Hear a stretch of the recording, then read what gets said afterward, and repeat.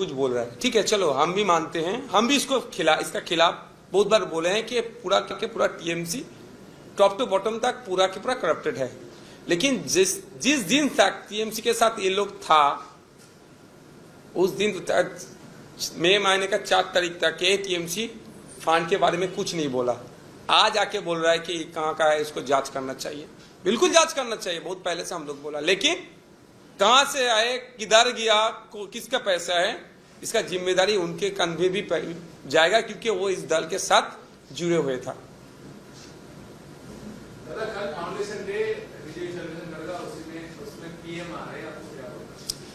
देखिए पीएम साहब किधर आएगा तो उनका मर्जी, कहाँ घूमेगा, लेकिन उनको ज़्यादा जाना चाहिए मणिपुर में। हमारे एक स्टेट है मणिपुर, जैसे लास्ट 3-4 साल से वहाँ पे जल रहा है, वहाँ पे जाना चाहिए था। वो उसको छोड़ के बंगाल आ रहा है, कोई दिक्कत नहीं, लेकिन आ रहा है यहाँ पे यहाँ का आदमी को सिर्फ पावर दिखाने के लिए, जो रेड रोड कहा जाता है, सबसे बिजिएस्ट रोड है, 7 दिन ब्लॉक करके कर रहे हैं, ये अच्छा नहीं है।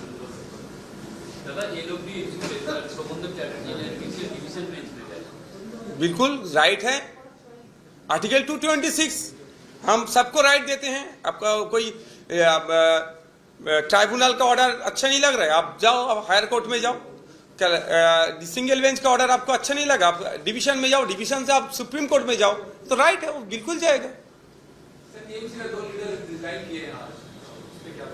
दो नहीं, अभी 20 लीडर रिजाइन करेगा। अब देखो कौन कौन कर रहा है।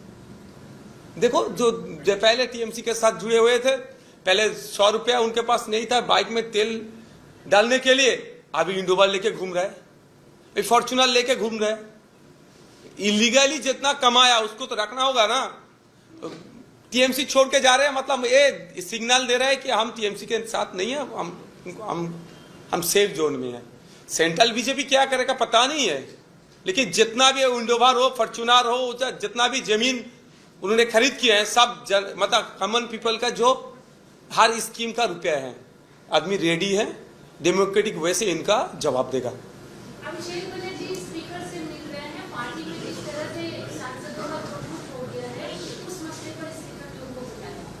बिल्कुल राइट है मिलने के लिए, स्पीकर तो कस्टडियन है हमारा। बंगाल के असेंबली में अगर कुछ होता तो हम लोग स्पीकर सर के पास ही जाते हैं मसला को हल करने के लिए। उन्होंने किया, देखा जाएगा क्या हल होगा।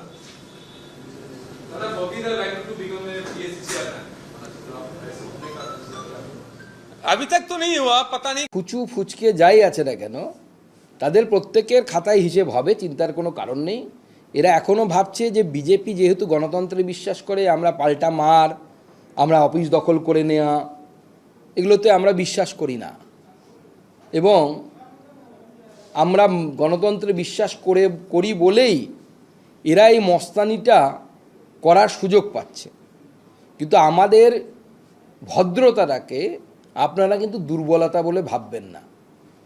আমরাও তৃণমূল কংগ্রেসের মতো করতে পারি, কিন্তু আমরা করব না, কারণ আমরা তৃণমূল কংগ্রেস নই, আমরা ভারতীয় জনতা পার্টি। এবং আমাদের সম্মানীয় রাজ্য সভাপতি শ্রমিকদা বলে দিয়েছেন যে আমাদের পথ কোনটা, আমরা সেই পথেই চলব। কিন্তু তাই বলে এটা ভাববেন না যে পুলিশ প্রশাসনও হাত গুটিয়ে বসে থাকবেন। জাহাঙ্গীরের স্ত্রী এবার পুলিশের জালে, রোজিনা বিবি, তাকে গ্রেফতার করা হয়েছে চুলপিয়া থেকে। আধা সামরিক বাহিনীর উপর একাধিকবার হামলা এবং তার সঙ্গে সঙ্গে জমি জবরদখল থেকে শুরু করে বিভিন্ন অভিযোগ তার বিরুদ্ধে রয়েছে। দেখুন, ও এই পুষ্পার স্ত্রী তার এলাকার মহিলাদেরকে খেপিয়ে রাস্তায় নিয়ে এসেছিল, থানায় হামলা করা এবং কেন্দ্রীয় বাহিনীর উপর হামলা করার চেষ্টা করেছিল। সে ভেবেছিল এখনও মামার বাড়ির হাবধার চলছে। তারপরে যখন পুলিশ এবং কেন্দ্রীয় বাহিনী স্বমূর্তি ধারণ করেছিল, তখন তো দেখেন সব পুকুরে লাফ দিয়ে পালিয়েছে।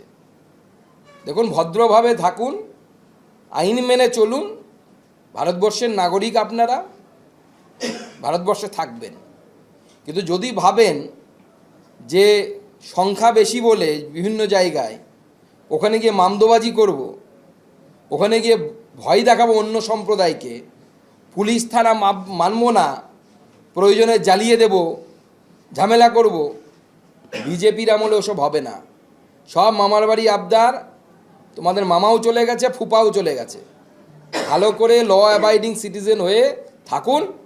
বিজেপির সরকার আমরা আমাদের সবার সাথ সবার বিকাশের মন্ত্র নিয়ে চলছি। আমাদেরকে উত্ত্যক্ত করতে যাবেন না, আইন মেনে চলুন। আর ভাববেন যে ওই পুষ্পাগিরি করব, সমস্ত পুষ্পা ফুসপা হয়ে যাবে। আচ্ছা, হুমায়ুনের কটাক্ষ যে অভিষেক বন্দ্যোপাধ্যায় চার্টার ফ্লাইটে যাতায়াত করছেন, বিমান বিলাস করছেন, সাধারণ সমর্থকরা টাকা জমাচ্ছেন জমি বাড়ি বিক্রি করে, কেস লড়ার জন্য পয়সা জমাচ্ছেন, আর উনি চার্টার বিমানে বিলাস করছেন। দেখুন, উনি তো ওনারই টিমের একসময় মেম্বার ছিলেন, তৃণমূল কংগ্রেসেই ছিলেন, নিশ্চয়ই কোনো ব্যথা আছে, সেই ব্যথা থেকে বলছেন। ওনারও তো স্ট্যান্ডার্ড ঠিক নেই, কখনো বলেন আমি এদিকে আছি, কখনো ওদিকে আছি, কোন দিকে যে আছেন সেটাই বোঝা যায় না এই হুমায়ুনকে নিয়ে। এবং যেভাবে উনি মাঝে মাঝে মমতা বন্দ্যোপাধ্যায়ের প্রশংসা করছেন, আমার মাঝে মাঝে কখনো আবার অভিষেক বন্দ্যোপাধ্যায়ের নিন্দে করছেন, আমরা বুঝতে পারছি না ওনার যে পার্টি, সেই পার্টিটা ঝাপ পার্টি, সেই পার্টিটা কি শেষে কি ঝাপ বন্ধ করে তৃণমূলে না ফিরে যায় আবার? তো উনি আগে কোন দিকে আছেন সেটা আগে ঠিক করে বলতে বলুন। তৃণমূলের যে ভবন বলতে যেটা আমরা জানি, আমরা সবাই দেখি, তৃণমূল ভবনে দেখা যাচ্ছে বড় বড় ফ্লেক্স সমস্ত কিছু খুলে ফেলা হয়েছে তিল জ্বালাতে। হ্যাঁ, এবং একটা ছোট পতাকা দিয়ে তাদের অস্তিত্ব রাখা হচ্ছে। এটা কি তাৎপর্যপূর্ণ মনে হয় আপনার? দেখুন, তারা যদি নিজেরা খুলে থাকেন তাহলে আমি বলবো যে কেন খুলছেন। বিজেপি তো এই ধরনের রাজনীতিতে বিশ্বাস করে না। আপনারা নিশ্চিন্তে আপনাদের রাজনৈতিক কার্যকলাপ চালাতে পারেন। হ্যাঁ, এখন যদি লোকের হোর্ডিং বিনে পয়সায় দখল করে রেখেছিলেন এতদিনে, তাহলে তো খুলতেই হবে, তাহলে কিছু করার নেই। কারণ আমি জানি যে বহু এরকম অ্যাড এজেন্সি আছে যাদেরকে ধমকে চমকে গোটা বছর তারা তাদের ওখানে নিজেদের ছবি লাগানো থেকে শুরু করে, সে বিধাননগর কর্পোরেশন হোক, বিভিন্ন জায়গায় সেই সমস্ত অ্যাড এজেন্সিগুলোতে ছবি লাগানো থাকতো। তারাও তৃণমূলকে তোষণ করতেন। এখন দেখছি তাদের মধ্যে কেউ কেউ আমাদের মাননীয় মুখ্যমন্ত্রীর ছবি লাগিয়ে নিজেদের নামটা বড় করে ছাপিয়ে আবার নিজেদেরকে বিজেপিপন্থী প্রমাণ করার চেষ্টা করছেন। আমরা বলবো কাউকে এরকম পরিবর্তন করার দরকার নেই। নিজেরা যে আদর্শে বিশ্বাস করেন সেই আদর্শে থাকুন। ভারতীয় জনতা পার্টি নিজের আদর্শে এতদিন বিশ্বাস করে লড়াই করে এসেছে, জনগণ আমাদেরকে ভোট দিয়েছে, আমার বিশ্বাস আগামী দিনেও দেবে। বিজেপিকে তৃণমূলের সাথে মেলাবেন না। শর্মিলা সরকার বলছেন দিদির সিম্বল নিয়ে হেরেছেন প্রার্থীরা, অর্থাৎ মানুষ রিজেক্ট করেছে দিদিকে, সিম্বলকে। আমরা 20 জন যারা এমপি ছিলাম আছি, তারা সবাই একসাথে হয়েছি, এবার দেখা যাক কি হবে। দেখুন, ওনারা একটা নতুন পার্টি এনসিপিআইতে জয়েন করেছেন। এনসিপিআই পার্টির হয়ে ওনারা কি করবেন, কাকে সমর্থন দেবেন, সেটা একদম পার্টির ব্যাপার, ওদের পার্টির ব্যাপার। ওরা ঠিক করেছে এনডিএকে সমর্থন দেবেন। তো এনডিএকে সমর্থন আমরা স্বাগত, কারণ আমাদের সংখ্যা একটু কম আছে, আমরা 2/3 মেজরিটিতে নেই, আমাদেরকে 2/3 মেজরিটি দরকার। অনেক দেখুন, তৃণমূল কংগ্রেসের ব্যাংক অ্যাকাউন্ট, তৃণমূল কংগ্রেসের কি অর্থ বা তৃণমূল কংগ্রেসের কি সম্পদ, এটা বলার আমি কেউ নই, আমি জানিও না, এবং আমার এখতিয়ারের মধ্যেও পড়ে না। ফলে এইসব বিতর্ক নিয়ে আমি কোনো মন্তব্য করব না। কিন্তু যে বিধায়করা ওই চাটন ঋত এবং যে বিধায়ক এ বিষয়ে প্রশ্ন তুলেছেন, আমি শুধু তাদের বলি, আচ্ছা ঋত আগে স্পষ্টভাবে বলুক, যদি তৃণমূলের অ্যাকাউন্টে যে টাকা আছে সেটা যদি খারাপ টাকা হয়, ঋত এবং তার যারা স্বাক্ষরকারী বা তার যারা সঙ্গী তারা বলুন, নির্বাচনের আগে দলের অ্যাকাউন্ট থেকে আপনার অ্যাকাউন্টে টাকা গেছে কি যায়নি। 2, দলের অ্যাকাউন্ট থেকে নির্বাচনী কাজে যদি চাটন ঋতর অ্যাকাউন্টে বা এই প্রতিবাদী এখন যারা সই করছে তাদের অ্যাকাউন্টে টাকা গিয়ে থাকে, তাহলে সেই টাকার অ্যামাউন্ট কত। 3, যদি তৃণমূলের অ্যাকাউন্টের টাকায় আপনাদের আপত্তি থাকে এবং আপনারা মনে করেন সেটা ভালো নয়, তাহলে আপনার নিজের ভোটের কাজের জন্য সেই টাকাটা নিলেন কেন। 4, যদি আপনারা মনে করেন যে ওই অ্যাকাউন্টের টাকাটা খারাপ, তাহলে সই করার আগে আপনারা ওই অ্যাকাউন্ট থেকে যদি টাকা নিয়ে থাকেন, তাহলে সেই টাকাটা ওই অ্যাকাউন্টে ফেরত না দিয়ে আপনারা বিপ্লব করতে গেলেন কেন।